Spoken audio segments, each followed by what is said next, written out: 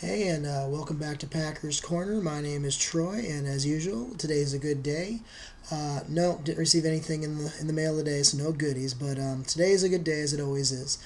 Today, I'm going to try and tackle something that is actually pretty difficult at times, and I've had a few people ask me how do you do it. So what I'm going to try and tackle, as far as video-wise here, is how in the stink do I fill out the PSA forms. I don't know about you. These things are not the easiest things in the world to fill out. I've had people ask me about it. I've got buddies that even when I fill these out for myself and they send in with me, they want to know how do you do it. So in this video, I'm going to try to do as best I can to tell you how to fill these things out correctly and even show you how to do your cards correctly so when you send it in, you don't get phone calls letting you know you missed a box or you did something wrong. So bear with me. I'm going to give this a shot. So here we go. All right, here we go.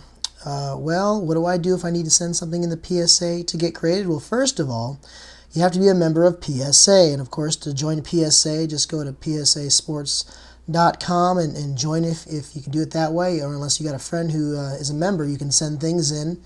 I've been a member for a while, and so I've seen this page a few times, but it's not always that easy. So let's go ahead and get started here. First of all, of course, when you join, they send you in the mail a welcome packet, and inside the welcome packets you get some of these, which of course is the actual submission form that they send.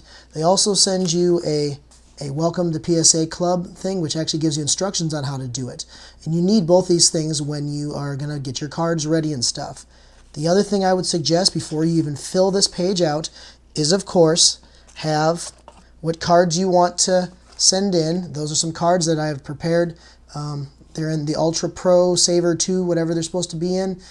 Packets, you can't send them in top loaders, so you got to make sure they're in these. Here's some cards I plan on sending in here soon. This is a 92 Brett Favre, that's actually a police card.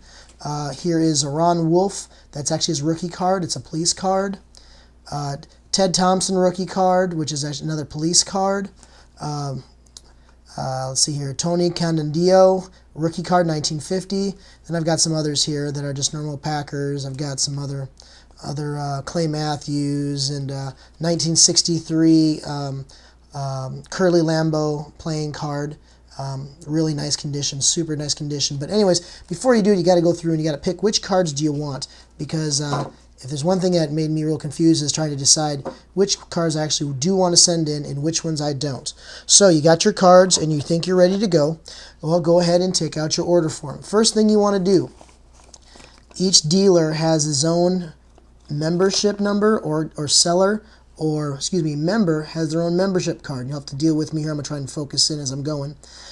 Go ahead and write your member number down, your member name and your member number.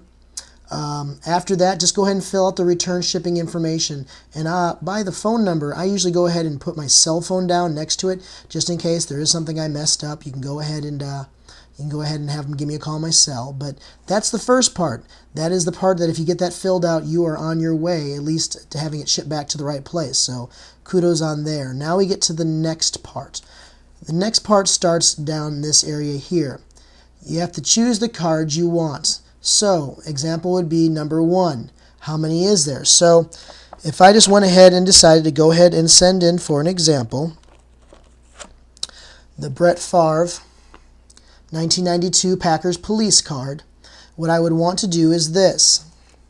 I would want to go ahead, take this, write down quantity 1, because it's only one card. Now, if I had 2 of these cards, or 3 or 4 or 5 or 10, I would write down quantity 10. It's just how many of those cards you have engraved. The next thing in line, it says, of course, what sport. And of course, this would be football. It could be baseball, whatever it is, Pokemon, whatever it happens to be, you can write down on there.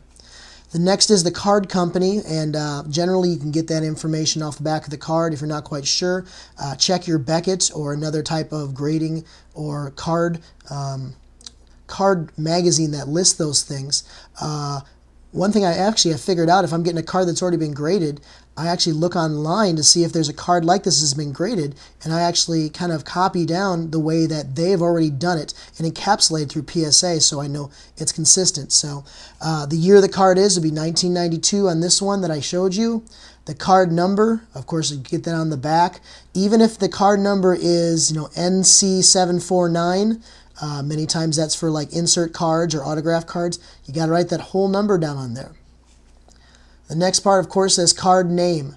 The card name is basically the name of the person on the card, or it could be, like I had sent in a 1961 Paul Hornung breaks scoring title or scoring record. I had to write down literally Hornung breaks scoring record as the whole thing. It's what you want it to say. Now this one right here, current certification number. You only write that down if you are having something that you've had graded once and you want it checked again, or if you're having something reholdered, or again, if you're going to have something that is you're crossing over. I actually have a couple cards I want to cross over from another brand. That's what you write down there, the actual certification number of the other kind. I've not done that yet, but I plan on doing it. When you do that crossover, sometimes you say it's an 8 or a 7 or a 9, you want it crossed over to PSA. Well, if you want it to at least be a 9, you have to tell them that you at least want a 9. If you don't mark anything there, or if you mark 1, I think is the number, then you'll take whatever grade they give you, and I don't know, that's probably what I'll end up doing. This next part, variety. In other words, is there anything special about it? Is it a gold version? Is it autographed? Is it a parallel of something? Now, they will not put anything on the card that says numbered 2. So if you're looking for some place to put down, this card is numbered 250. There's nothing on this entire thing that says numbered to 250. They won't even put that on the actual certification of the card. The last category I have here is your declared value, how much you feel it's worth. Many times I put down what I paid for it. If I get a good deal, maybe I'll put it what I think it's worth. The more declared value you have, it's going to affect when you get to the end, when you have to add up what your total declared value is. So after you've gone through and you've laid those things down and you put down all the cards, I'm going to give you an example here. This one is line number 1, quantity 1, as I just went through. Football, tops would be Packers Police card, or Packers Police, 1992. Sorry about that. The card number on this card is number 14 out of 20, Brett Favre. And of course, down here on the end, there's no variety of it, or variation of it. The declared value, I'm not sure what I paid for it, probably about $20, $30 for the card. I'd put that down. Now here's where you have to make sure, and I'd be real consistent when you do this. After you lay it down and you write it down that line, what you do is, first of all, you have your card here. This is real important. Make sure that before you start, you run out and grab some address labels, literally the kind that you put your address on and send to your friends and family.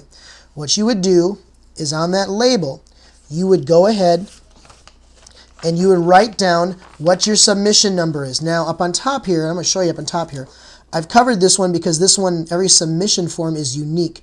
It says submission and then it gives you a number there.